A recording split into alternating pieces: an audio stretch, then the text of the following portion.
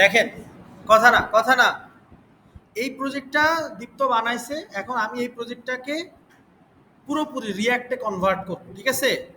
উনি কি দিয়ে করছে? শুধু এইচটিএমএল সিএসএস আছে, দেখছেন? কিন্তু আমি এটাকে এখন রিয়াক্টে কনভার্ট করব পুরাটা।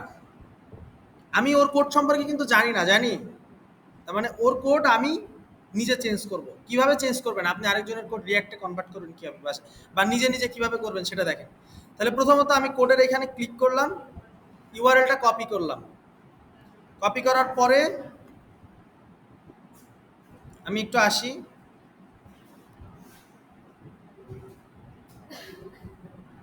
এখান থেকে নিউ ফোল্ডারে আসলাম। আমি এখানে ধরেন প্রজেক্ট একটা ক্রিয়েট করব। তাহলে প্রথমত আমি একটা প্রজেক্ট ক্রিয়েট করব, যেটা সিএমডি দিয়ে রিয়াক্টের একটা প্রজেক্ট ক্রিয়েট করব যেহেতু। তো কমান্ড প্রম্পট দিয়ে আমি জিনিসটা নিয়ে আসলাম, টার্মিনালটা নিয়ে আসলাম। এই মায়ের হবে কিন্তু এবার।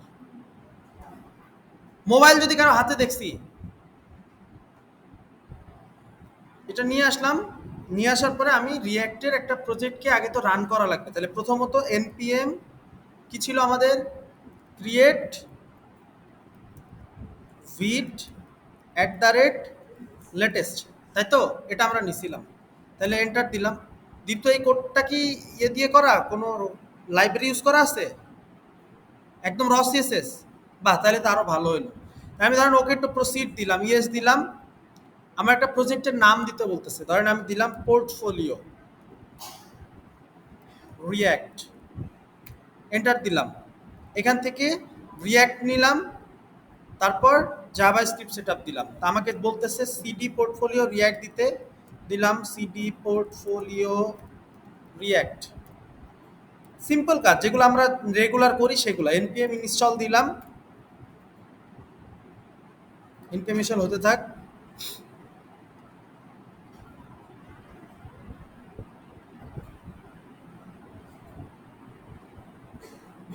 এখন একটা মজার জিনিস দেখেন, আমরা ও আমাকে যে লিঙ্কটা দিছে, হ্যাঁ, এটা তো আমি কপি করে নিয়ে আসছিলাম, তাই না?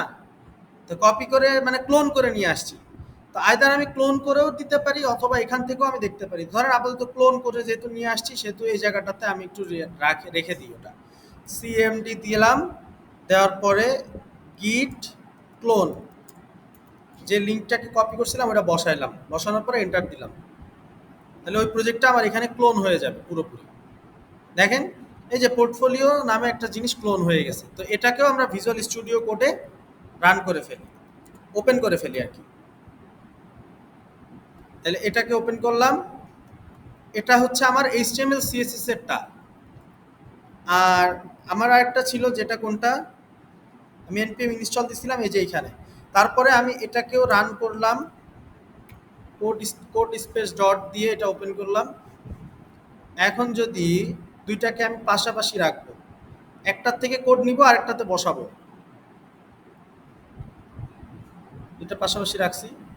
আচ্ছা, এখন এই প্রজেক্টটাকে আমি একটু রান করে দিই, এনপিএম রান ডেভ দিয়ে দিলাম। আমার আরো দুইটা টার্মিনাল ওপেন করা আছে, টার্মিনাল দুটা বন্ধ করে দিই। এখন এই অবস্থায় আছে। তো ধরেন আমার এখানে এই একটা টার্মিনাল ছিল, এই একটা ছিল, দুইটা বন্ধ করে দিলাম। এখন আমার পুরোপুরি কোডটা ক্লিন হয়ে গেছে। তো এটা হচ্ছে আমার পোর্টফোলিওটা, এটা আমার দরকার নাই, দুইটা কোডই ওপেন করা আছে। ডান পাশেরটা হচ্ছে আমার রিয়াক্টের কোড, আর বাম পাশেরটা হচ্ছে যেটা আমি যেখান থেকে আসলে নিয়ে কাজ করব ওইটা। হ্যাঁ, তো সর্বপ্রথম আমি একটা কাজ করি। এইখানে দেখেন সে কিছু ইমেজ ইউজ করছে, তাই না? ইমেজের একটা ফোল্ডার আছে না? আমি একটা কাজ করি, ইমেজেসের ফোল্ডারটা আমার সাইটের মধ্যে আমি নিয়ে আসি। তাহলে আমার এখানে দেখেন ইমেজেস নামে একটা ফোল্ডার ছিল, এটা কন্ট্রোল সি দিলাম, কপি করে আমরা এখানে আসলাম। আমার পোর্টফোলিও রিয়াক্ট এটা না, এখানে এসে আমি এসআরসির মধ্যে আসলাম, অ্যাসেটসের মধ্যে এসে, অথবা অ্যাসেটসের বাইরে আমি এই জায়গায় বসাই দিলাম ইমেজেস নামে। অথবা আরেকটা কাজ করতে পারি, ইমেজেসের মধ্যে যতগুলা ইমেজ আছে কন্ট্রোল এক্স দিয়ে নিলাম, নেওয়ার পর এই অ্যাসেটসের মধ্যে ইমেজগুলোকে বসায় দিলাম, ঠিক আছে? আচ্ছা, এখন ইমেজেসের ফোল্ডারটার আমার আর প্রয়োজন নাই, এটাকে আমি ডিলিট করে দিলাম। এই অবস্থায় থাকলো। এখন যদি আমি কোডে যাই, দেখেন আমার ইমেজেসের মধ্যে, অ্যাসেটসের মধ্যে সব ইমেজগুলো চলে আসছে। এটা কোথায়? আমার রিয়াক্টের প্রজেক্টটা, তাই তো? আচ্ছা, এটা আমার রিয়াক্টের প্রজেক্ট। এখন আমি একটু কোডের স্ট্রাকচারটা দেখি কীরকম। index.html ফাইলটাকে ওপেন করি। এটাকে একটু ছোট করে নিতে হবে, নাহলে তো বড় হয়ে যাচ্ছে বেশি। আচ্ছা, এরপরে আমি সুন্দর স্ট্রাকচার দেখতে পাচ্ছি, দেখছেন? মাত্র অল্প কিছু সময়ের মধ্যে দেখেন আমরা এটা রেডি করে ফেলবো। তাহলে ওনার কোডের স্ট্রাকচারটা আমি এখান থেকে দেখি। প্রথমত উনি কি করছে, একটা ডিপ ছিল এখানে, এরপরে এই জায়গায় কিছু একটা ছিল, প্রতিটাকে আমরা আলাদা আলাদা করতেছি। সবচেয়ে বেটার ভালো হয়েছে যে উনি কোডটাকে কমেন্ট করে রাখছে। কমেন্ট করে রাখার কারণে আমি প্রতিটা আলাদা আলাদা কম্পোনেন্ট বানাইতে আমার জন্য সুবিধা হবে।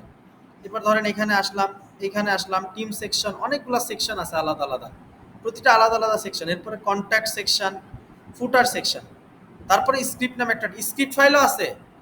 ও, তাহলে তো আবার একটু ভেজাল আছে। স্ক্রিপ্ট ডট জেএস যদি থাকে তাহলে কোডটাতে একটু ভেজাল আছে, আমাদের অনেক কিছুই দেখা যাবে কাজ করবে না। ঠিক আছে, অসুবিধা নেই, আমরা মোটামুটি স্ট্যাটিক একটা সাইট আপাতত বানাই, তারপরে ওটাকে আমরা রিয়াক্ট দিয়ে ডাইনামিক করব। জাভা স্ক্রিপ্টের ওই উনি স্ক্রিপ্ট ডট জেএস ফাইল দিয়ে যেগুলো করছে এগুলো আমার আপাতত দরকার নাই। আমি আপাতত জিনিসটাকে একটু দাঁড় করাই দেখি, এরপরে যেটা চেঞ্জ হচ্ছে না হচ্ছে ওগুলো অন্যভাবে ট্রাই করবো। স্ক্রিপ্ট ডট জেএস ফাইলটা আমার দরকার নাই। আমি এখান থেকে ইন্ডেক্স ডট এইচটিএমএল ফাইলটাকে ওপেন করলাম। ওপেন করার পর আমি উপরের দিকে একটু আসি, প্রতিটা ভাগ করে ফেলছি। এখানে উনি একটা স্ক্রল বাটন দিয়ে রাখছে, তারপরে এফএএস অ্যাঙ্গেল আপ এরকম কিছু একটা লিখছে। তা আমি এটা সাইটটা একটু চালাই দিই। সাইটটা চলতেছে আমার এখানে, লোকালি চলতেছে। তা আমি একটু চেক করে করে দেখবো যে আমার এই জিনিসটা যদি আমি সরায় দিই, সাপোজ এই জিনিসটা আমি বন্ধ করে দিই, তাহলে আমার সাইটের কোথায় বন্ধ হয়ে যাইতেছে বা কোনো কিছু চলে যাচ্ছে কিনা, কোনো পরিবর্তন হচ্ছে কিনা। দেখছে কোনো পরিবর্তন কি আছে? আমি ওইটা কিন্তু কমেন্ট করে রাখছিলাম। কি করে রাখছিলাম? এটা কমেন্ট করছি না? কিন্তু কমেন্ট করার পরে আমার সাইটে কি কোনো পরিবর্তন আছে বলেন? আচ্ছা, তাহলে পরিবর্তন যেহেতু নাই, পরিবর্তন হয়তো হতে পারে, কিন্তু আমি এই মুহূর্তে ধরতে পারতেছি না, তাই না? এই মুহূর্তে আমি পরিবর্তন ধরতে পারতেছি না। তাহলে আমি এক কাজ করি, আমি এটাকে ইগনোর করি, ইগনোর করে পরের ধাপটায় যাই। এখানে কি বলছে উনি? একটা ন্যাব নামে নিছে, তাই না?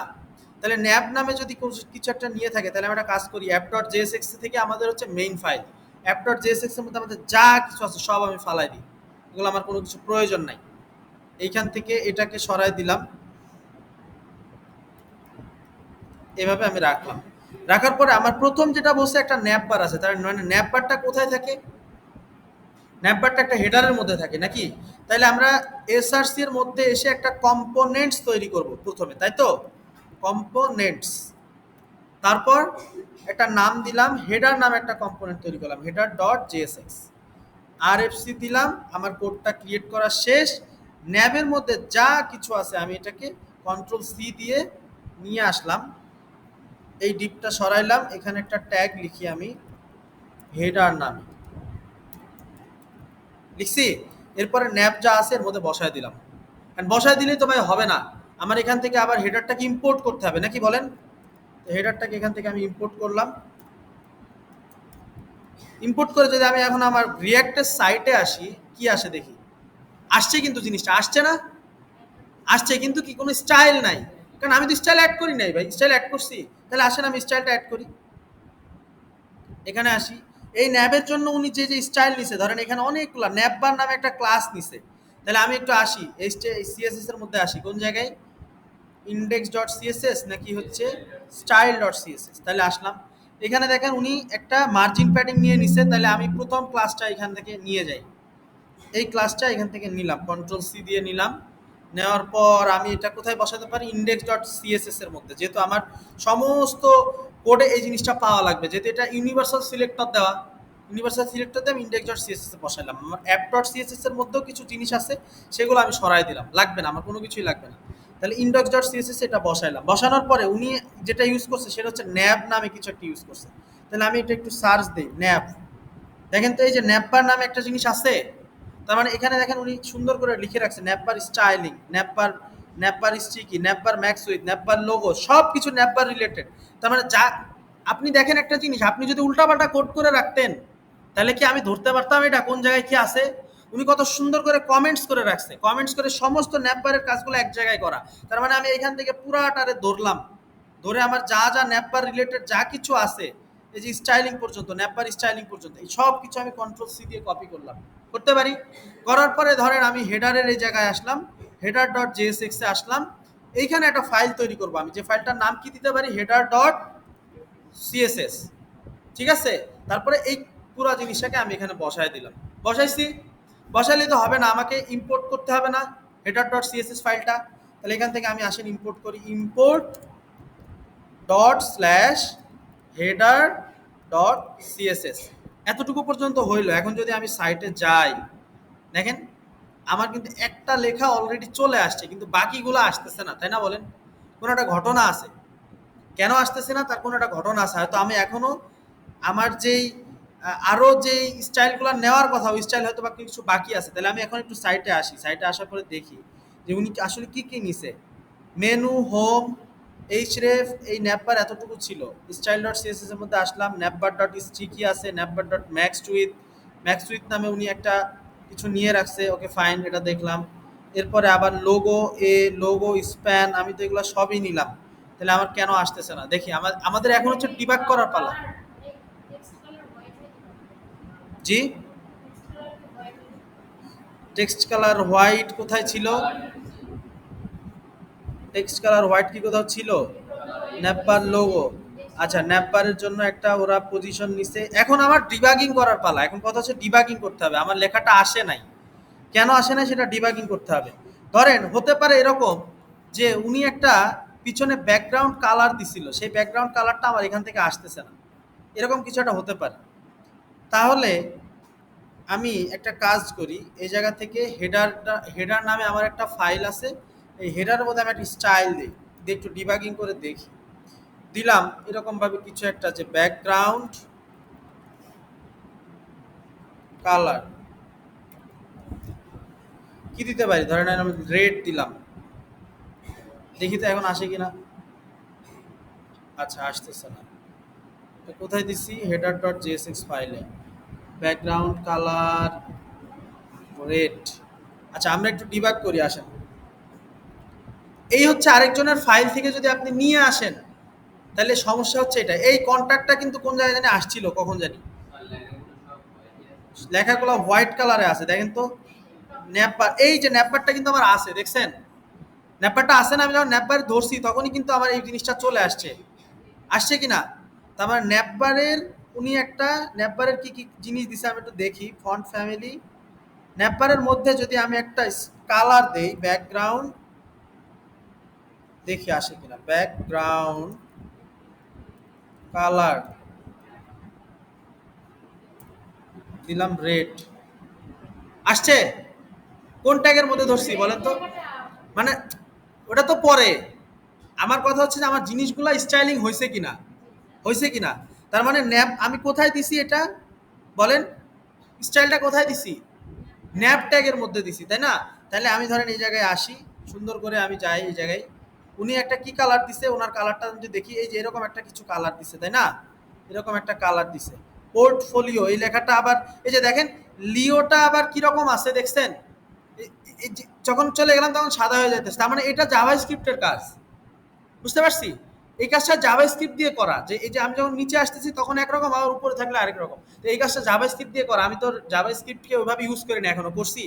আমার কাজ হচ্ছে আপাতত কি করা বলেন? শুধুমাত্র সাইটটা রেডি করা, তাই তো? এরপরে ডাইনামিক করার বিষয় আলাদা। যেহেতু এখানে উনি কিছু অ্যানিমেশন ইউজ করছে, তাহলে অ্যানিমেশনের জন্য আমাকে আবার অন্যভাবে চিন্তা করতে হবে। যদি একটা স্ট্যাটিক সাইট হতো তাহলে আমার জন্য করা আর একটু সুবিধার হতো। তাহলে এখন ধরেন এখানে উনি যে কালারটা দিছে, ওই কালারটা আমি পিক করি এখান থেকে। কালার পিকার আছে আমার একটা, কালার পিকার নামে একটা জিনিস আছে, দেখি কই। এই গেল কালার পিকার, কই যাচ্ছে, যাচ্ছে না কেন? কালারটা আমি ধরতে পারতেছি না। আচ্ছা, কালারটা আমি এখান থেকে ধরি, ধরেন এটা সরাই দিলাম, এটা সরাই দিলাম, উপরে যাই, এটাকে আমি ইন্সপেক্ট করি, এই কালারটা নিয়ে আসি, দেখি উনি কি কালার ইউজ করছেন।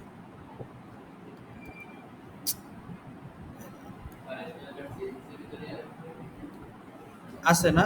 দেখি আমরা, অসুবিধা নেই। এই যে ন্যাপবার, দেখেন এই যে ক্রিমসন নামে একটা কালার ইউজ করছে, দেখছেন? ক্রিমসন, তাহলে এটার ব্যাকগ্রাউন্ড কালারটা উনি দিছিল ক্রিমসন। তাহলে আমিও একটু কোডে যাই, কোডে যাওয়ার পরে এই স্টাইলটা কোথায়, এখানে দিলে হবে না, এখানে এটা দিতে হবে হচ্ছে ন্যাপ ট্যাগের মধ্যে। তাহলে ন্যাপ ট্যাগটা নিলাম আমি। ন্যাপবার নামে কিন্তু অলরেডি আমার একটা ক্লাস দেওয়া আছে, তাহলে এখানে ন্যাপবার ক্লাসের মধ্যে যে আমি একটা ব্যাকগ্রাউন্ড কালার দিয়ে দিই। ব্যাকগ্রাউন্ড কালার ক্রিমসন, এই যে কালারটা। এখন যদি আসি, আসছে। এখন ঘটনা হচ্ছে আসছে, কিন্তু কিন্তু এই পোর্টফোলিওর লেখাটা কিন্তু আসতেছে না, দেখছেন? আসতেছে লিও লেখাটা, হ্যাঁ কালারটার সাথে মিলে গেছে, এই জন্য বোঝা যাচ্ছে না। ঠিক আছে, তার কারণ হচ্ছে উনি এখানে কি ইউজ করছে, কিছু জাভাস্ক্রিপ্ট ইউজ করছে, অ্যানিমেশন ইউজ করছে। তো অ্যানিমেশনটা পর্যন্ত তো আমি এখনো যাই নাই, গেছি অ্যানিমেশন পর্যন্ত গেছি, যাই নাই। তাহলে আপাতত ধরেন এতটুকু কাজ আমার হইলো। এরপর হচ্ছে, এরপর আমার একটা ব্যাক, এর পিছনে একটা ব্যাকগ্রাউন্ড কালার দিয়ে উনি কিছু একটা কাজ করছে। তাহলে আমরা সেই জায়গাটাতে আসি, স্টাইল ডট সিএসএস এ আসলাম, ইন্ডেক্স ডট এইচটিএমএল, ন্যাবের পরে উনি একটা সেকশন নিছে, সেকশনটার নাম কি, হোম সেকশন, তাই না? তাহলে আমরা একটা হোম সেকশন তৈরি করি, আসেন আমরা একটা কম্পোনেন্টস তৈরি করি এইখানে, হোম ডট জেএসএক্স, আরএফসি দিলাম, এইখান থেকে আমি বসায় দিলাম, সেকশন নামে বসায় দিলাম। ঠিক আছে, আর এবার দেখেন উনি এখানে হোমের মধ্যে কোনো স্টাইল দিছে কিনা ওটা আমার একটু দেখতে হবে। Custom scroll bar, custom scroll bar, এখানে উনি কিছু জিনিস অ্যাড করছে, ওটা আমরা পরে যাচ্ছি, অসুবিধা নাই। All similar content styling codes, similar কন্টেন্টের জন্য স্টাইলিং কোডস দিছে, দরকার নাই এটা আমার।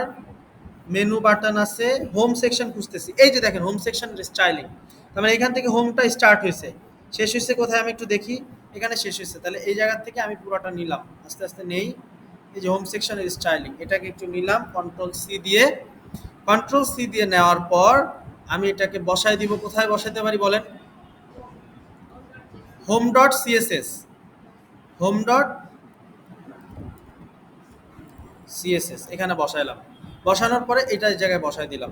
ঠিক আছে, তো শুধু বসাইলে হবে না, আমাকে কি করতে হবে, হোম ডট জেএসএক্স এর মধ্যে থেকে ইম্পোর্ট করে নিয়ে আসতে হবে, import dot slash home dot CSS. এখন যদি আমাদের এটা বানানো হয়ে যায়, আমরা একটু সাইডটাতে আসি, দেখি তো কিছু আসছে কিনা, আসে নাই, কারণ কি বলেন, ইম্পোর্ট করছি, এই ইম্পোর্ট করছি, তাহলে ইম্পোর্ট না করলে আসবে, অ্যাপ ডট জেএসএক্স এ আসলাম, এখন এখান থেকে আমি কি নামে, হোম নামে কিছু একটা ইম্পোর্ট করে দিলাম।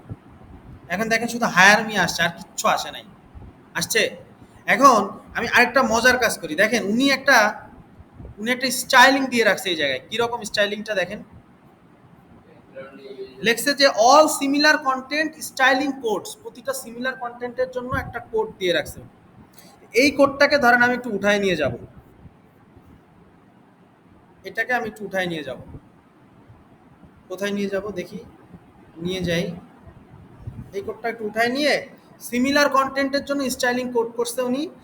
তাহলে আমি এটাকে নিয়ে যে একটু ইন্ডেক্স ডট সিএসএস এ বসায় দেখি, অথবা অ্যাপ ডট সিএসএক্স এ বসায় দেখি, ধরেন এখানে ইন্ডেক্স ডট সিএসএস এ বসাইলাম। এখন দেখেন মোটামুটি এই বাটনটা নিচে আসছে, পিছনে কিছু একটা আছে, তাই না? সেই জিনিসটা তো আমাদের আসতেছে না। যদি আমরা এটাকে একটু ইন্সপেক্ট করি, ইন্সপেক্ট করে একটু দেখি কেন আসতেছে না, লেখাগুলা হোয়াইট কালার, যে কারণে আসতেছে না। এই দেখেন কালার দিচ্ছে হোয়াইট, এই যে দেখেন কালার হোয়াইটটা যখনই সরাই দিছি তখনই কিন্তু চলে আসছে।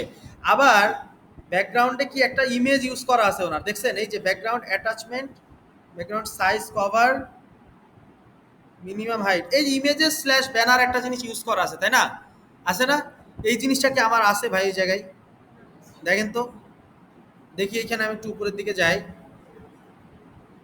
এটা তো index dot CSS, home dot CSS ফাইলে আমি একটু আসি, একটু বড় করি, হোম ডট সিএসএস ফাইলটা একটু বড় করি,